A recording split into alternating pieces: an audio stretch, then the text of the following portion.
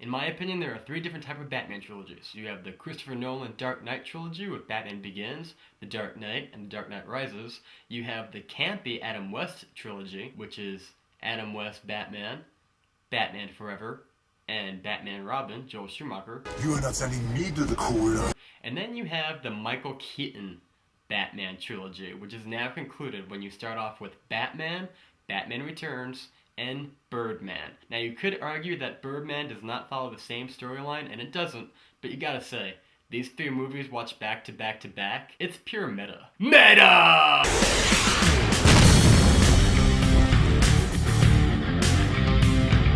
So Birdman tells the story of Regan Thompson, a washed-up actor who's previously known for playing the comic book hero Birdman 20 years before. He puts all of his dreams and money into a Broadway show at the St. James Theater called Things We Talk About When We Talk About Love.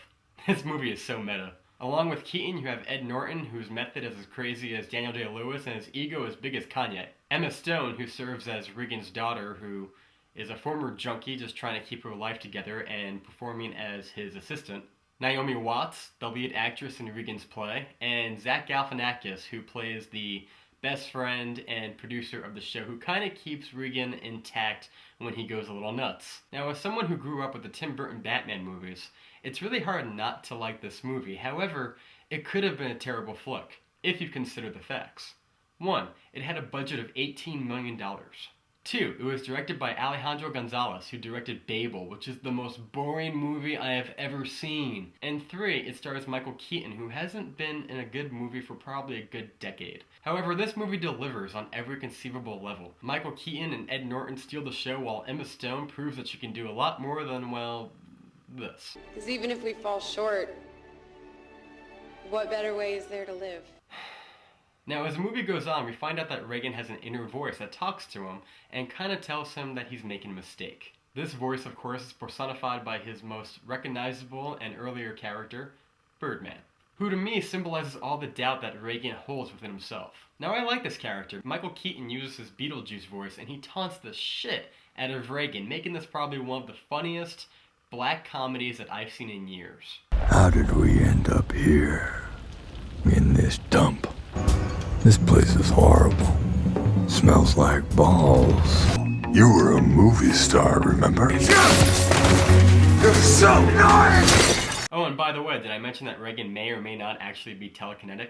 Yeah, he's batshit crazy. Which I like. It reminds me a lot of American Psycho. You start off with something simple, clearly based in reality, and as the story goes on, the line between reality and fantasy becomes more and more blurred. Almost as if the writer is testing you, constantly asking you, hey, do you believe what you're seeing right now? To the point that by the end of the film, only a true optimist would believe that everything they're seeing is real. And I love movies like that. People will debate at which part did Regan lose his mind, if he did at all. What makes this movie stand alone from previous films that have unreliable narrators is that despite the fact that what happens is open to interpretation, what the character feels is easily understood, which is exactly what the director was after.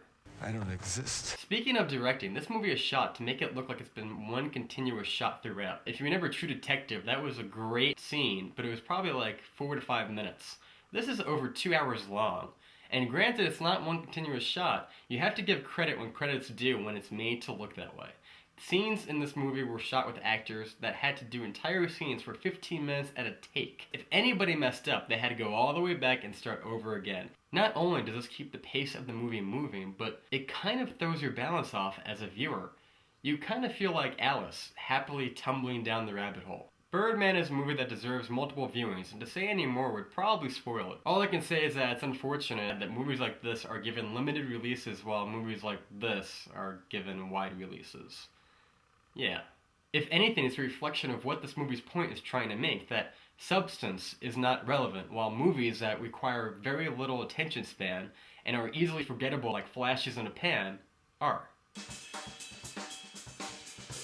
Keaton gives what many are calling an Oscar-worthy performance, something that wouldn't bother me at all. Go see Birdman. It has a great story and superb acting, which is why I give this movie an A+. It is possibly a perfect movie. Anyway guys, I'd love to hear what you guys think about the movie, so be sure to sound off in the comment section down below. Also, you've been watching Burns Reviews, and you just got burned. Get Yeah! Thanks for watching.